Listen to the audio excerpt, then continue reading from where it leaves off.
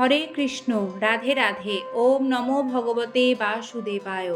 নমস্কার দর্শক বন্ধুরা, 2026 সাল ও বাংলা 1433 বঙ্গাব্দে পুরুষোত্তম মাসের সর্বশেষ কৃষ্ণপক্ষিয়া শ্রী পরমা একাদশী, যাকে কমলা একাদশীও বলা হয়, সেটি কবে পালন করবেন, সঠিক সময়সূচি, পালন কখন করবেন, ব্রতের বিশেষ বিধিনিষেধ, ব্রত মাহাত্ম্য বিস্তারিত দেখবেন আজকের এ পর্বে।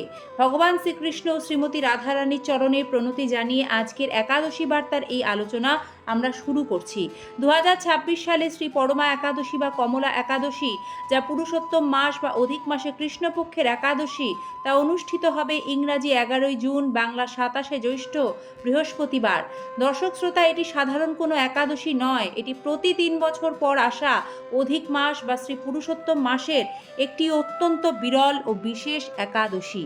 দর্শক শ্রোতা, যে কোনো ব্রত পালনের সঠিক নিয়ম থাকে, যা মেনে চললে ব্রতের পূর্ণ ফল দ্রুত পাওয়া যায়। এক্ষেত্রে যে নিয়ম পালন করবেন, একাদশীর আগের দিন অর্থাৎ দশমীতে সূর্যাস্তের পর থেকেই কিন্তু ব্রতের মানসিক প্রস্তুতি নিতে হয়। আর অবশ্যই দশমীর দিনও নিরামিষ আহার গ্রহণ করতে হবে। দশমীর দিন রাত 12টার মধ্যেই নিরামিষভাবে অন্ন ভোজন সম্পন্ন করে দাঁত ব্রাশ করে নিতে হবে।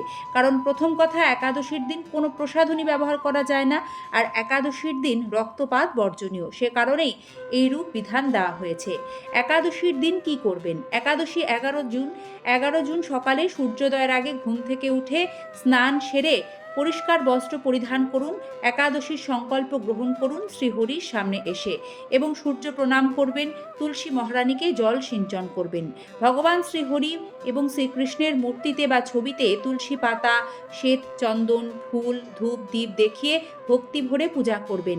এই দিন পঞ্চরবি শস্য, তার থেকে তৈরি কোনো রকম খাবার খাওয়া যায় না। সরষার তেল ব্যবহার করা যায় না।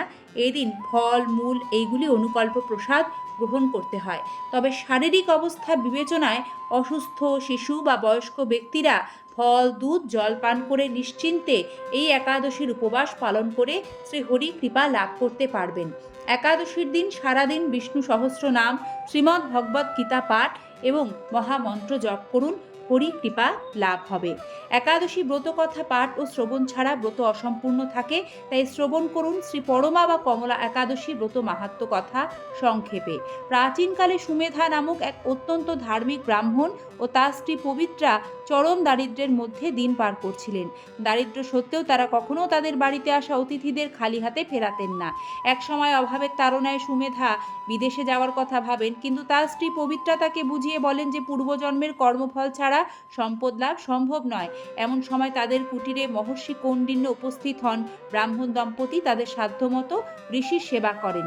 ঋষি তাদের ভক্তি দেখে সন্তুষ্ট হয়ে তাদের এই দুঃখ ও দুর্দশা থেকে মুক্তির উপায় হিসেবে পুরুষোত্তম মাসের কৃষ্ণপক্ষিয়া পরমা বা কমলা একাদশী ব্রত পালনের উপদেশ দেন।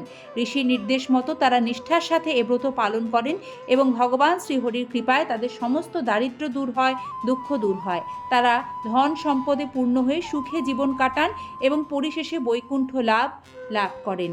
এ ব্রত কথার মূল শিক্ষা কি? মূল শিক্ষা হলো ভক্তি ও নিষ্ঠার সাথে শ্রী পরমা একাদশী পালন করলে মানুষের জাগতিক অভাব দূর হয়, হরিভক্তি লাভ হয় এবং আত্মিক শান্তি মেলে। পারণ কবে করবেন?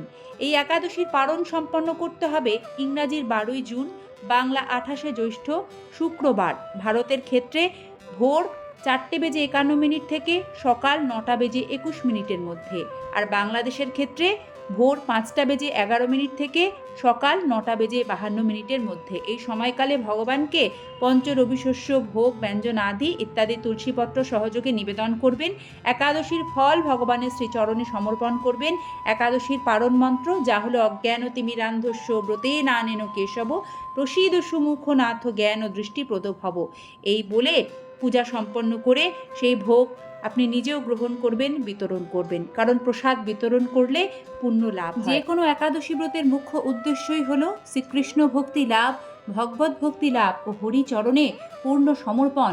তাই একাদশী ব্রতের দিন আত্মসংযম নিয়ন্ত্রণ অবশ্যই করতে হবে। পরনিন্দা, পরচর্চা, স্ত্রী সহবাস, ক্রোধ, দুরাচারী, মিথ্যাচার, এছাড়াও কোনো রকম নেশার বস্তু গ্রহণ, যার অন্তর্গত চা, বিড়ি, পান, সিগারেট, কফি ইত্যাদি সব কিছুই সম্পূর্ণরূপে বর্জনীয়। শুভ পরমা বা কমলা একাদশীর কৃষ্ণ প্রীতীয় শুভেচ্ছা। হরে কৃষ্ণ কৃষ্ণ কৃষ্ণ হরে হরে, হরে রাম রাম রাম হরে হরে। হরে কৃষ্ণ। শ্রীকৃষ্ণ কৃপায় সকলের মঙ্গল হোক। ধন্যবাদ, নমস্কার। সম্পূর্ণ পর্বটি ভক্তি ও শ্রদ্ধার সাথে দেখার জন্য।